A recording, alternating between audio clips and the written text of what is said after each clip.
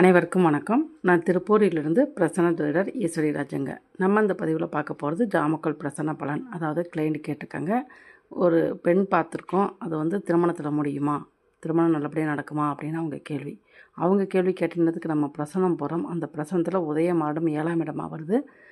உதயாதிபதினு சொல்லக்கூடிய குரு 7ஆம் இடத்துல அப்படிங்கிறப்ப அவங்களோட கேள்வி சரிதான்.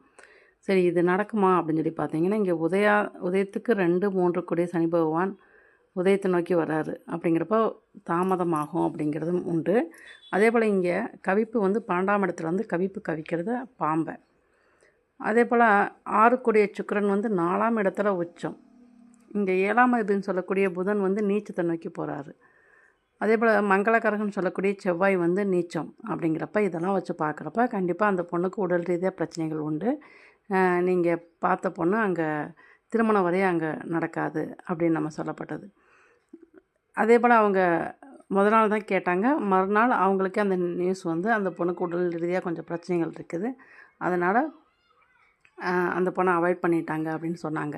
இந்த மாதிரி நீங்கள் எந்த ஒரு விஷயத்தையும் செய்கிறப்ப நீங்கள் ஒரு பிரசனம் அப்படிங்கிறத பார்த்துட்டு செய்கிறப்ப கண்டிப்பாக உங்களுக்கு நல்ல ஒரு தீர்வை கொடுக்க முடியும் அப்படிங்கிறது தான்.